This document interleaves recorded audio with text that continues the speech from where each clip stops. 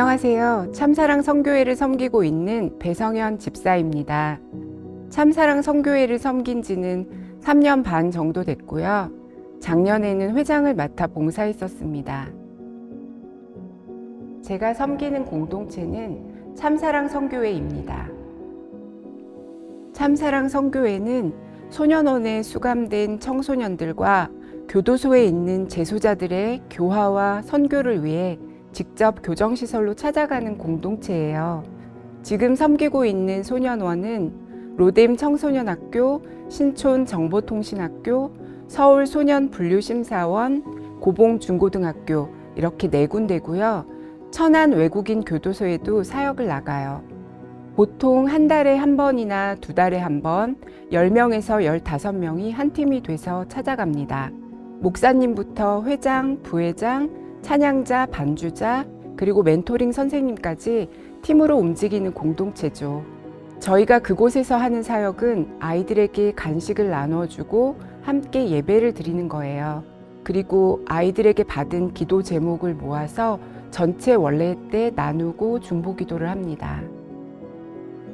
부모님 건강이나 가족의 화목을 위한 기도 제목을 많이 내고요. 경찰관, 의사, 소방관, 바리스타 같은 장래희망이 이루어지게 해달라고 하는 친구들도 있어요. 다시는 범죄하지 않고 이곳에 들어오지 않게 해달라고 하거나 하루빨리 출소할 수 있게 해달라는 친구도 많이 있습니다. 근데 교회를 전혀 다녀본 적 없는 아이들은 기도 제목이 뭐냐고 묻기도 해요. 그럼 저희가 소원이 뭐냐고 물어보는데 죽는 게 소원이에요 하는 아이가 있었어요.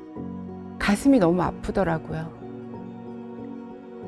그런 아이들에게 저희가 해줄 수 있는 게 뭐가 있겠어요? 오직 기도뿐이죠.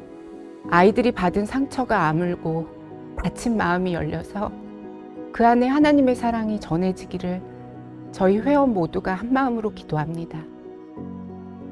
참사랑 성교회를 섬기게 된 이유는 하나님의 부르심 때문입니다. 저는 어릴 때 교회를 다니다가 믿지 않는 남편을 만나게 되면서 교회를 떠나 살았어요. 그러다가 2019년 6월에 하나님 앞에 납작 엎드릴 수밖에 없는 일이 벌어졌습니다. 저는 딸 하나, 아들 하나를 키우고 있는데요. 감사하게도 둘 다 바르게 잘 자라줬어요. 특히 아들은 공부도 잘했고 저한테 굉장히 스윗한 아들이어서 제 인생의 가장 큰 기쁨이라고 할 수 있었습니다. 근데 그랬던 아들이 한순간에 돌변한 거예요. 평소에 안 하던 행동을 하기 시작하더니 급기야는 학교에 안 나가더라고요. 도대체 착하고 순했던 우리 아이가 갑자기 왜 저럴까? 그러면서 제가 하나님을 붙잡기 시작했어요. 하나님 도와주세요. 하나님 도와주세요. 매일같이 하나님께 부르짖으며 기도했어요. 결혼 후 한 번도 나가지 않았던 교회까지 나오면서 매일같이 부르짖었죠. 그러다가 교회에서 참사랑 성교회 팜플렛을 받게 됐어요. 순간 하나님께서 저에게 이런 마음을 부어주셨어요. 그래, 내가 참 교만한 엄마였구나. 우리 아이도 언제든 저곳에 갈 수 있고 저곳에 자식을 보낸 엄마가 내가 될 수도 있는 건데 저들에게 가서 기도해주고 싶다. 그땐 몰랐지만 지금 생각해보면 성령의 감동이 있었던 것 같아요. 우상처럼 섬겼던 아들에 대한 마음을 하나님께로 돌릴 수 있었고요. 다른 아이들도 편견 없이 사랑으로 대할 수 있게 됐어요. 분명 아들 때문에 아프고 힘든 시간이었지만 그 가운데 하나님을 만났고 깨닫게 하신 것에 너무나 감사합니다. 참사랑 성교회를 통해 저는 나도 죄인이구나를 깨달았습니다. 결혼 전에는 소망교회 대학부와 성인 예배를 가끔 나왔었는데요. 아직 예수님을 인격적으로 만나지 못한 상태여서 교회와 교인들을 세상이 바라보는 시선으로 바라봤었어요. 그래서 점점 교회가 싫어지더라고요. 근데 하나님 만나고 깨달아지는 게 있었어요. 우리는 다 죄인이다. 나도 죄인이기 때문에 다른 사람을 함부로 비판할 자격이 없다고 느껴졌어요. 참사랑 성교회에서도 섬기다 보면 참 다양한 사람들을 많이 만나요. 나이도 다 다르고 성격도 다르고 그래서 어떻게 보면 하나의 마음으로 합해지기 어려울 수 있는데 하나님께서는 말도 안 되는 상황과 생각을 다 엮으셔서 하나의 멋진 작품을 만들어 주시더라고요. 참사랑 선교회는 협력하여 선을 이루는 공동체입니다. 제가 참사랑을 섬기면서 놀라웠던 게 모두가 정말 사역에 진심이세요. 사역지에서 예배 드릴 때 반주하시는 분이 계신데 75 정도 되신 권사님이세요. 몸이 많이 편찮으신데도 이 사역 한번 다녀오기 위해 특별히 몸 관리를 하신다고 하더라고요.